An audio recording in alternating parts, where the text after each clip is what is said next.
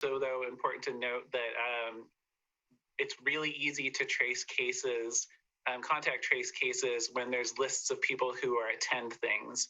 So when there's churches, for example, concert venues, and schools or sporting events, we know who was there and where they were sitting. So I do want to note that this is an important component of it. The wonderful thing is that Joya was just telling me that we are seeing a decline in cases in the state from that, essentially fourth bump in cases.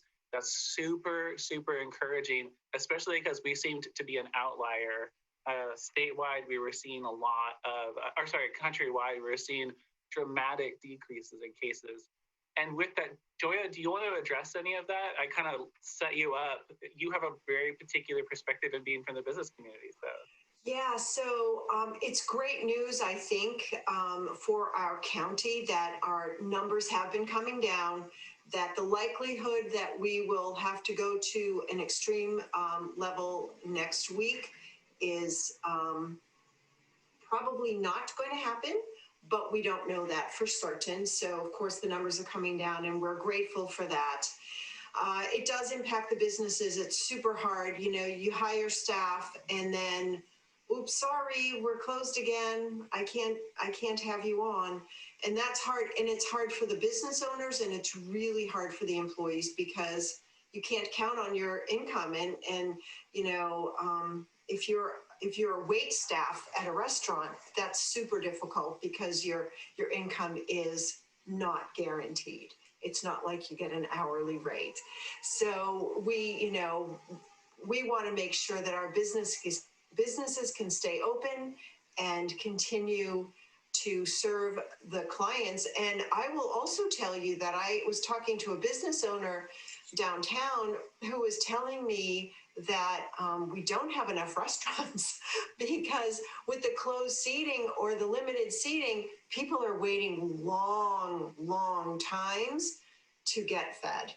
And particularly if they're a tourist in our community, they've come here from another town and they're staying in a hotel and they want to get a great meal on 3rd because we have fabulous restaurants and drink some great wine, they're waiting in line for hours. So it's really, it's impacting.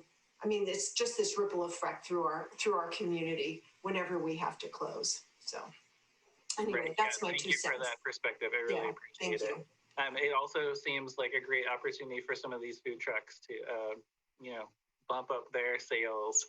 We do have such great food trucks in our community, so. Especially for locals, it's easier for us to go to a food truck than it is for somebody who's like, okay, I'm on the street and I'm looking for a place to eat right now, right? Joya, is there anything else you want to share? Business relief funding. I know Lemonade Days are coming up. So many things starting. So yes, last week actually, I sent an announcement out, an update yesterday. So President Biden signed an executive order that increases the minimum wage for workers on federal contracts. So that's only for federal contracts. And there's a bunch of information. I won't go into the details. The U.S. Department of Labor finalized its proposal to extend the effective date of 3 of its 2020 final rules regarding tip. So tipped employees and no tipped employees. So restaurants, this is important to them to understand what this new rule is. Oregon OSHA adopted rules addressing the COVID workplace requirements for employer-provided labor housing. And that's really important to keep them safe. And so we're waiting to see what's, where that is. And people who paid their taxes and got unemployment may be getting a refund because if they filed their taxes prior to the ARPA, the American Rescue Plan, they may get a refund. So the IRS is working on looking at those this week, and some payments may start going out soon. And then with regard to disaster assistance, the SBA announced they have approved more than $60 million in federal disaster loans. for Oregon businesses and residents impacted by wildfires and straight line winds that occurred September 7th through November 3rd. So if anybody has any questions on this, they can always call the chamber. And the other thing I wanted to recommend is, or let people know, is that the RRF opened yesterday, the Restaurant Relief Fund. And anyone who needs assistance that owns a restaurant, if they are looking for some, if they need some information, they can call the chamber 503-472-6196. That is my report. Thank you for letting me go first. I appreciate it. Awesome. I figured we had our conversation, so we should get it live and then get it going, right? And that's the federal program. Is that correct? The restaurant one? I was trying to remember what it was. It's through the SBA. The state has one as well, but I don't have as much information on that. So I will have that for next week. Okay, that sounds good. That's the one I've been seeing, I think, is the federal one. So yeah, the RRF. The state one, I don't quite know what that is right now because I haven't heard much about it. So I'll look into it and come back.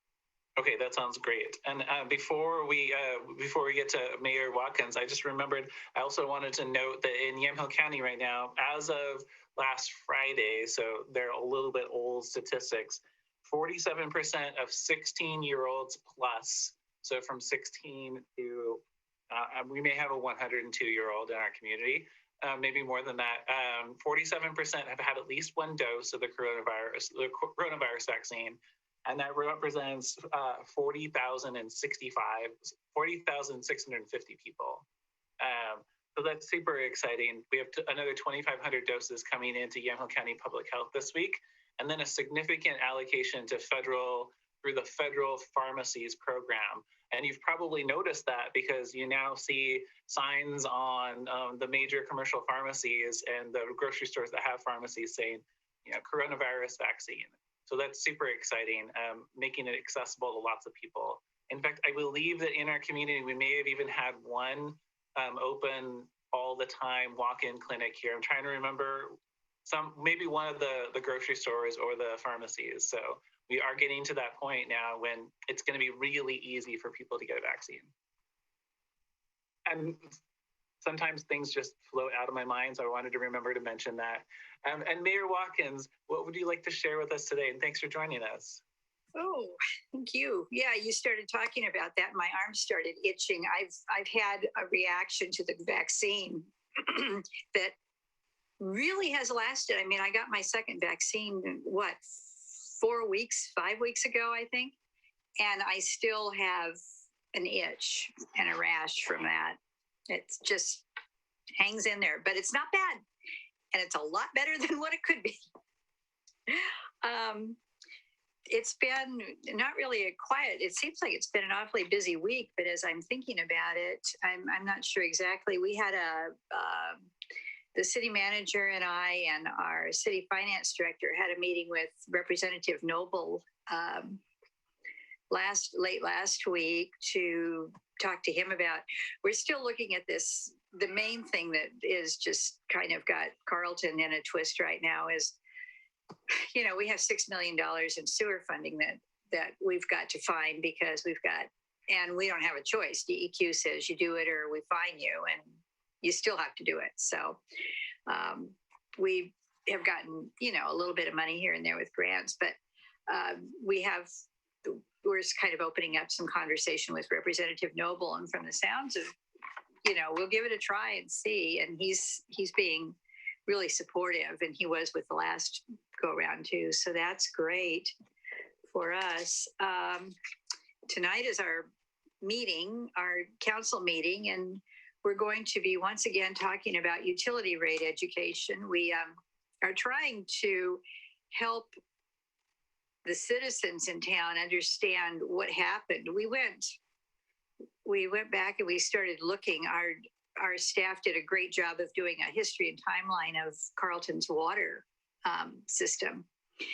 And we got working on that and realized that when we started increasing rates and restructuring finance, the rate back in right around 2018, 2014, right in there, we hadn't increased water rates in like 50 plus years. And of course, that meant we hadn't been doing a lot of infrastructure upkeep either. I think it's the same for a lot of small cities, in the county. You don't have the population to distribute, to spread out the cost increases. So we're trying to explain to our citizens, number one, this year we're not going to be having to do a water increase so much other than the CPI, but now we're raising the sewer rates because we've got to look at that. So city staff has been working. They've put out several pieces of information, and I'll be doing some more information trying to just help people understand what's going on and why their water rates and sewer rates are increasing. And we're really spoiled in Oregon and Washington and most of the West. You're used to not having a lot of water available, and it's not like it's, it doesn't just, you turn on the tap and it's there. But this part of Oregon and Washington, both, I think the western part, we're used to having a lot of water. And people don't understand, and they don't understand why they have to, especially this year, are going to have to be conserving. So that's going to be a tough sell. It already has been. Other than that, we're going to be awarding the contract for the water transmission line. And I think we're going to be signing an intergovernmental agreement with the county for work on the road and some stuff that will have to be done up Meadow Lake on that. And the other thing we're working on is traffic control options, because we just have issues over here with that and need to remind people to slow down and stop at stop signs. And it amazes me. I mean, I see people not just slow down and roll through stop signs, but there's a few of them in town. I don't think they even see the stop sign. They don't even see it. They just power right on through it. So we're really having to get to work on that and get after that. Other than that, that's pretty much about it. We're just loving this beautiful day, but we kind of need the rain. So, and yeah, and Commissioner, I hate to bother you with this. If we can get even a half an hour sometime this week to talk, because there's a couple of things I need to go over you with. Both of them regarding the trail. So yeah, definitely. I will be available whenever you are.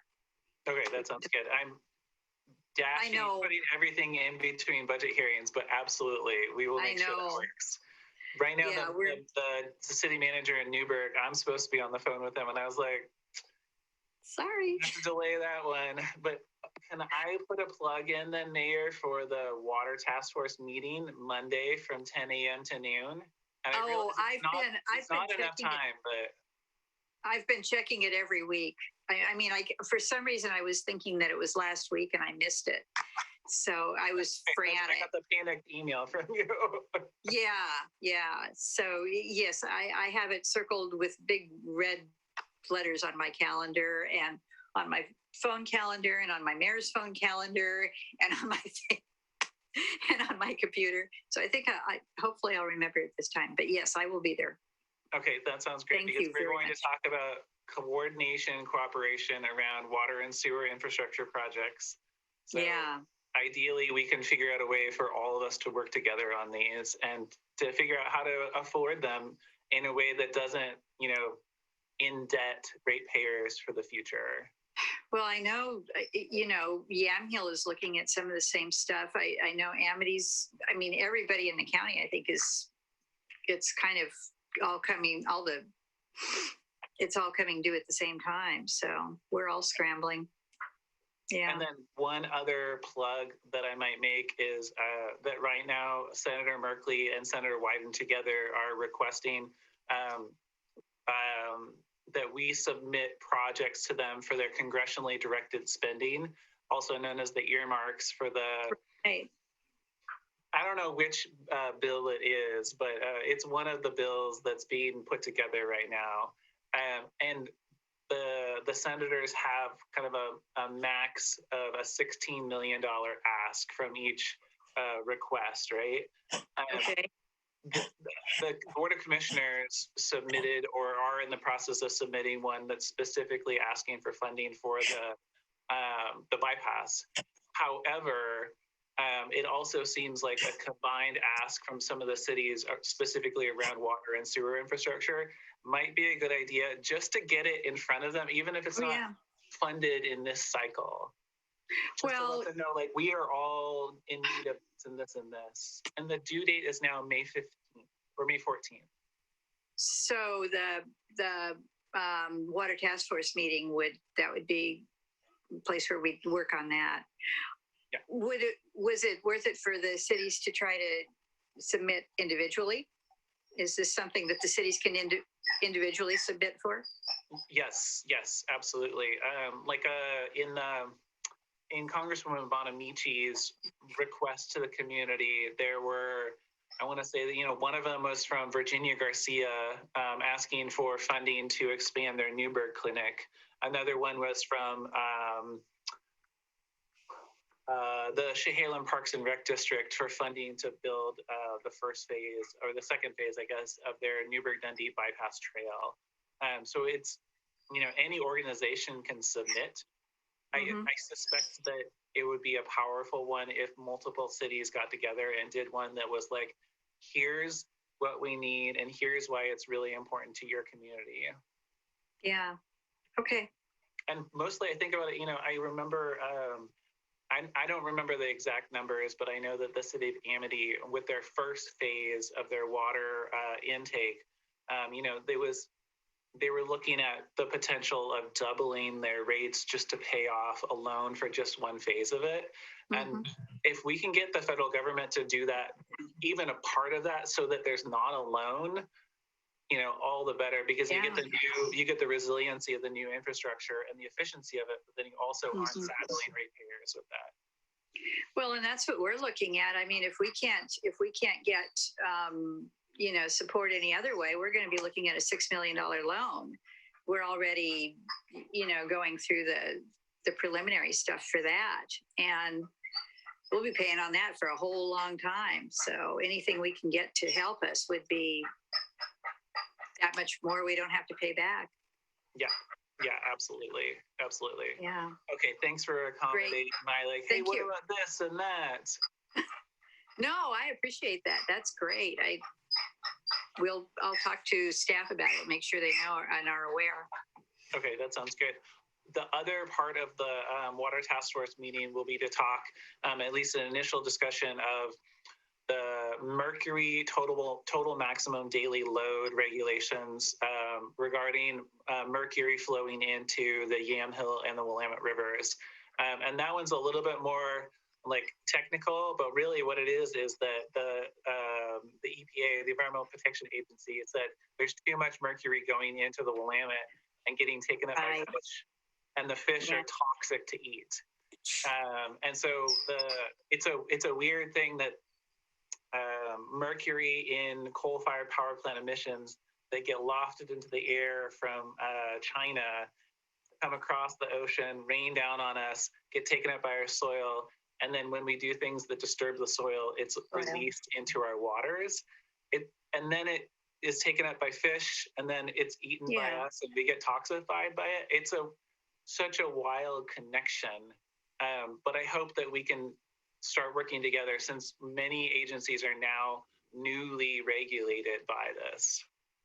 Yeah, I was wondering where the mercury came from to start with. So it's drifting over from other continents. Yes, and then there also is some that's I know it's excreted by humans. I guess I'll just say that, because the only way I can think of it is that it must be excreted by humans, because it's being wastewater treatment plants are releasing too much into the Willamette, and it is very, very small amounts. So it may just be on roadways and tires and going into our combined sewer systems too. Amazing. So we'll talk about that some more. And the Oregon DEQ has just started a round of workshops for what they call newly regulated entities. So when I send out the reminder email to folks for the task force meeting, I'll also include the first round of workshops. But that's really a thing for, city managers and, sewer plant operators. But I think it's important for elected officials to know about it too. Especially we need to understand. Yeah. And no money came with it. This is heaven forbid. But I think our city manager has mentioned it, and I think our public works guys have talked about it, but not really to the extent that we probably need to have that discussion. So I appreciate that. I need to look up the details before our meeting, but cities under a certain size are exempt from the regulations, but the county in which the cities are located is then regulated, is the regulated entity, if that makes sense. So the city of McMinnville is big enough that it's a regulated entity, but I'm pretty sure that the city of Carlton, it comes under the county's stormwater management. We'll figure it out. We'll see what happens. Yeah. But anyway, maybe sometime rest of this week or next week, if we can talk, that'd be great. Yes, definitely. One last thing about that, though, is that when we are forced to address certain regulatory requirements, it can be addressing the solution can help with other things too. Yeah. And what I'm hopeful with this is, so soil erosion is the primary means by which mercury goes into our waterways. And if we can slow down soil movement and the water that's carrying it, we can essentially eliminate that emission into our waterways. But one of the things that's really helpful for is slowing down the water is that you can get infiltration. Therefore, you don't see big spikes in your river flows. And you also get infiltration into your groundwater supply. So you get all these co-benefits of having to keep soil out of your waterways. And I'll bring the data for that too. Okay. So. Sounds good. Okay, thank you for putting up with my additions to your update. No, this is great. This is why I come. All right. Thank you. Howie, what would you like to share with us today? Well, thank you, Commissioner Kula, for the invite. Number one, Champion team closed its doors forever last Friday, and we're completely moved out of the facility that we've been leasing. We're certainly in the mode to find an administrative center and also a drop-in center facility in McMinnville. We piecemealed a number of what we've been doing for services and such out to a number of other nonprofits that are working tightly with us.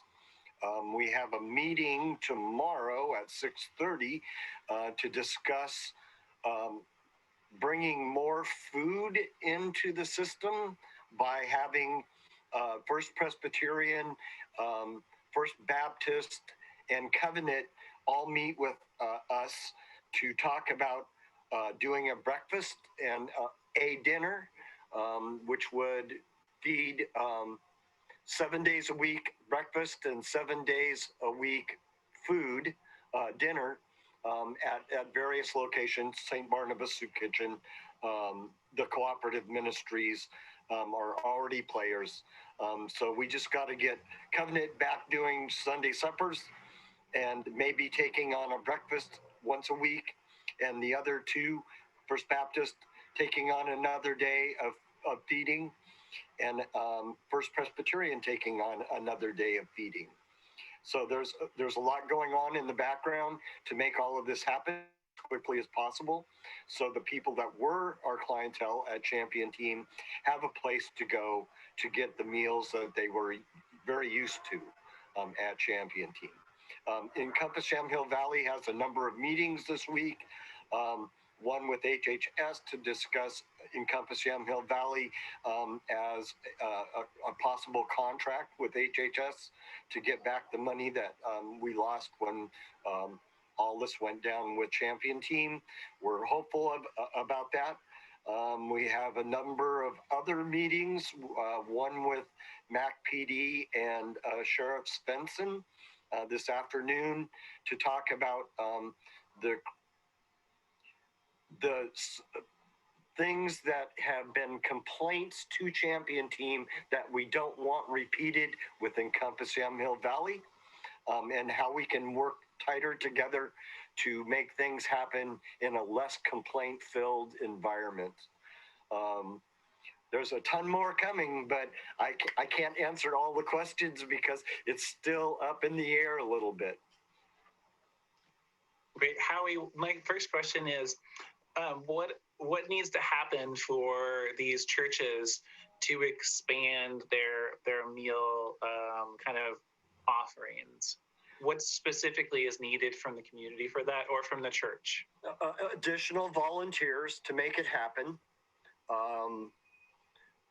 Getting the word out marketing wise and PR wise that they are open once they decide to do this.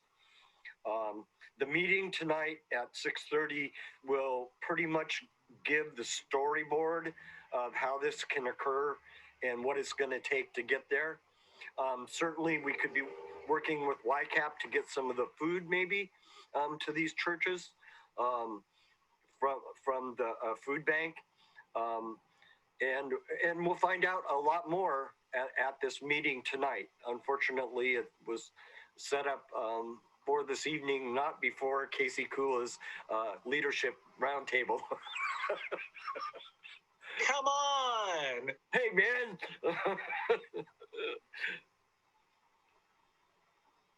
So that's what I have for you, Casey. Yeah, no, thank you very much. That's super helpful.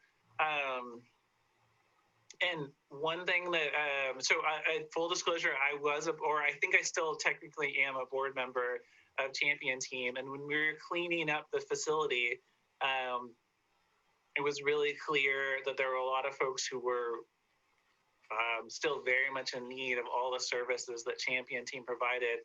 We also discovered that how many people were on the waiting list for shelter beds or for the motel sheltering program? Well, I can tell you that at the last count, there was about 40 people still signed up, including some very, very highly medically fragile people. And we had one medically fragile person who has been trying to get in for about 6 weeks, and his fragility is so much less than so many others that are on the waiting line to get into the moteling program. Okay, yeah, thank you. And, I want to put that out there because we have a very successful motel sheltering program that was really prompted. The need was there, but the solution was prompted by coronavirus and the pandemic hitting our community. And it's very successful, but it still is limited, as we're seeing, right? It can't completely fill the need that's out there. Well, they're maxed out on beds. They can't fit any more in right now. Right, and one of the important things, it's helpful for me at least to think of it like a supply chain, just like any, maybe there's a manufacturer who's making something and people are buying it, and maybe they get their raw materials shipped in on the Ever Given or whatever. We also still need apartments, landlords, rentals on the upstream side of things, right? That folks can move out of the motel sheltering program into permanent stable housing if we have enough permanent stable housing for them.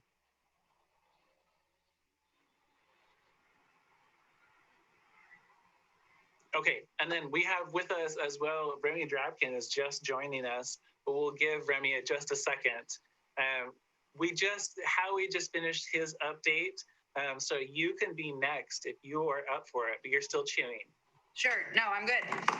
I'm sorry I didn't see the time change to 12:30. Oh well. So you may have already just discussed this, but House Bill 2006 has passed and passed the Senate yesterday. Am I being redundant? Hold on, I'm reading. No, go for it. So House Bill 2006 passed the Senate yesterday and is on its way to the governor's office for signatures. And the main thing to know about this is that the bill exempts emergency shelters from land use processes. It does still describe the need for an approval and points to ORS 34 for guidance. So that is huge. Tell us why it's huge, Council President. It's huge because right now, in the cities around our county, if you want to cite an emergency shelter, which are called, Howie, do you remember? They're called, they're not called emergency shelters. There's a different 3-word descriptor, but it means emergency shelters.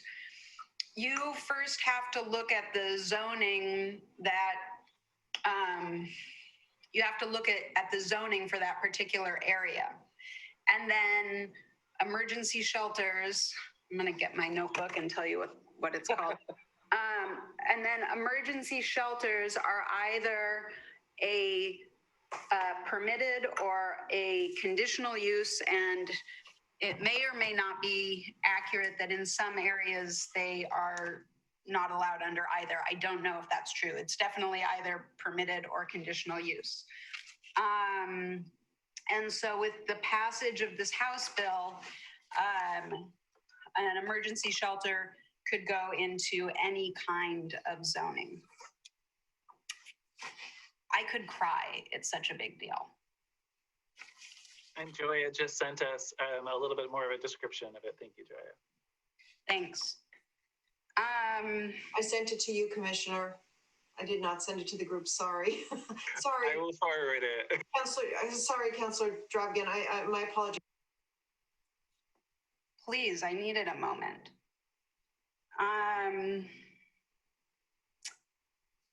I think that's going to be my update for right now, because I think that's a good update for me. Thanks. Yeah, that's a good update. Is there money involved, or is this a different bill? There are different money bills, and I don't know the status of them. I guess I do have one other thing I could share that's a hot topic all over right now, is that yesterday the Restaurant Revitalization Fund application opened up. It was supposed to open at 9 a.m. It opened just shy of 9 a.m. And I know a lot of people have their applications in yet. Also, if you need help getting an application in, I have a local restaurant owner that has volunteered to help anybody that needs help with that application process. He's done it a number of times. I think he'd be okay with me sharing his name, but I'll just say that if you want me to connect you to him for now, reach out to me, Remy Drabkin at McMinnville, or Remy.Drabkin at McMinnvilleOregon.gov. Thanks. That's perfect. Thank you. Joya and I were talking earlier about the extreme risk category and how it appears that we are going to narrowly escape it, which the hope then is that we're going to continue this slow trajectory of lowered case counts. I did see, just as we were coming on to Roundtable today, that there's 2 metrics for the county staying in extreme risk category. There's the over 300 hospitalizations at any moment, which we are above. And then there's another one that's like a over 15% increase in hospitalizations in a 2-week period, some kind of metric like that. And we're actually now at 14.75%. So depending on if you want to round up or you don't want to round up, it looks like the state might be below that. And probably that goes back to Joya's observation that case counts are going down. And that while hospitalizations lag, that they're probably still going down as well. So some encouraging news, encouraging for businesses and encouraging for people, because it means that there is now a suggestion that we're lowering our case counts and fewer people getting the coronavirus. So thank you for that, Councilor Drapkin. We've gone around the table and I've spoken more than I normally do. Are there any additional thoughts for the community?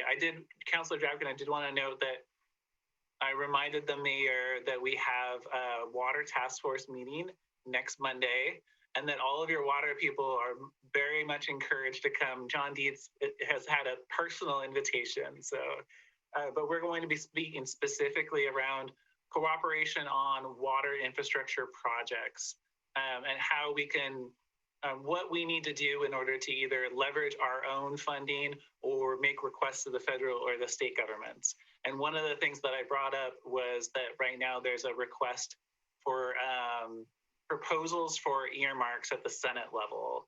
And a suggestion I made to Mayor Watkins was around a combined city proposal for water and sewer projects. Wonderful. And have you been in conversation with our McMinnville City Mayor about this?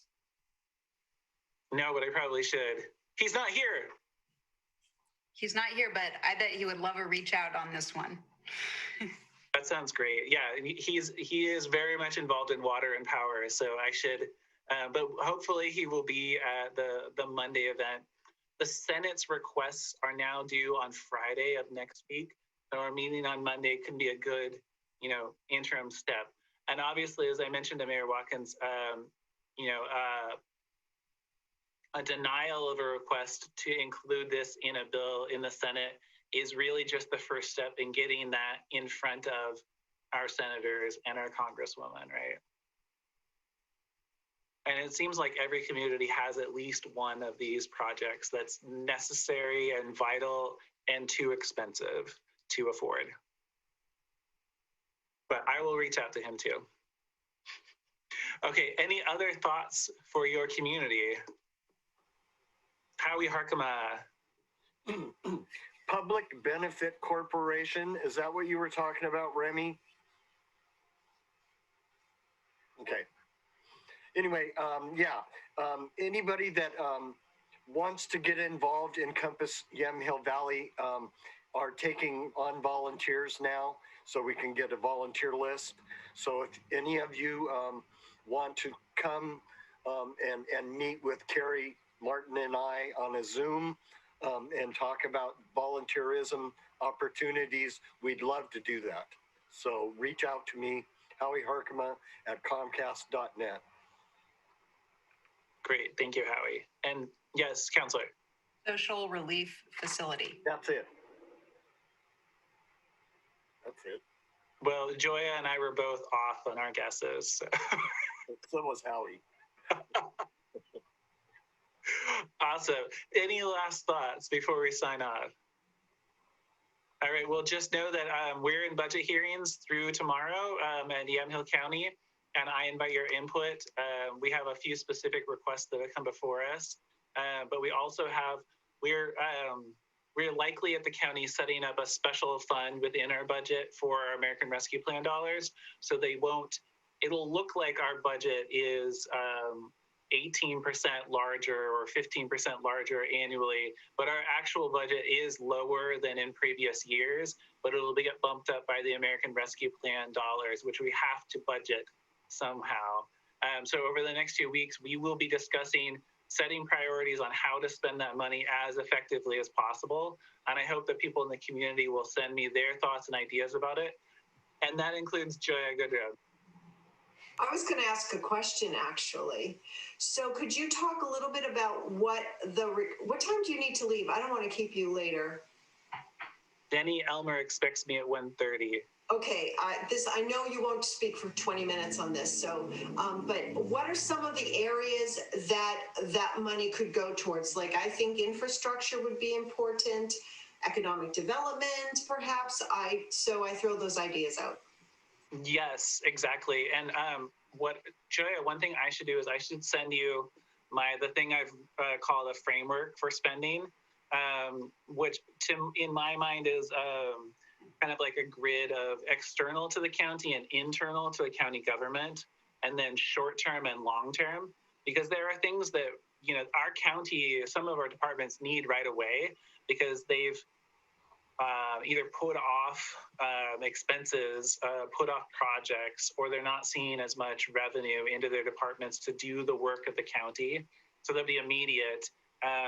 Funding things like our food bank for a couple of years worth of real good, solid funding would be an immediate and external kind of project.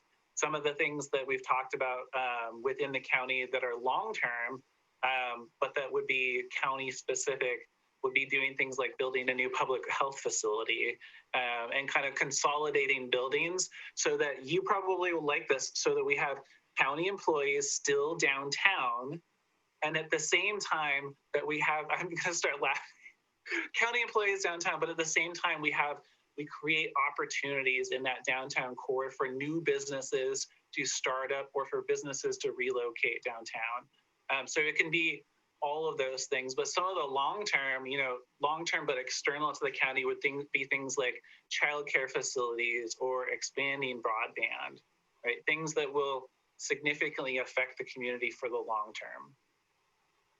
But yes, business. So a couple of the categories, it's business relief is one thing you can use it for. Infrastructure, replacement for lost revenue, which was something you couldn't do before, except for paying pension obligations. And then there's a couple of other categories. It's very wide open as far as what counties can spend their direct allocations on. One of the things that I hope our county does is I hope we are very careful in how we spend money on infrastructure so that we use our money as a local match for federal or state dollars, as opposed to putting $5 million into something and just spending it all on a project, right? We can do a lot more when we use that money to get other money. Thank you very much. I should say that one thing I want to make sure with business relief specifically is that we're not. I don't want us to send money out the door to businesses just to have them fail within a couple of weeks. I want to make sure that we're being very wise about it. That if we're spending money on business relief, that it helps everybody who has a business or to help the business environment, if that makes sense. And I mean, you're probably full of ideas in this category, as opposed to just cutting them a check. I might have an idea or two. We can talk about it. I have another phone call now to make. And Councillor Drapkin. Thank you. I have a series of questions. I'm going to ask them all, and then I'll prompt you to go through them, because that way I have a chance to get through them. One is, so you said that this is going to show up as basically an 18% overage in your budget. And so what I'm wondering is if that 18% will be on reserve until you actually receive the money, or will you start any of that spending process before you have received those dollars? Two is, when you get to the budget making process with those dollars and you decide where you're going to put them, are you going to be looking for proposals from the community, or are you going to be issuing RFPs? In other words, are you looking for the community to give you feedback in terms of like an application process versus just general feedback, and then you tell us what you want applications on? And three, if you can spend these dollars on lost revenue, could you spend it on some of your own lost revenue, and is it potential that you'd be using any of these dollars to backfill what the county is losing on the trail?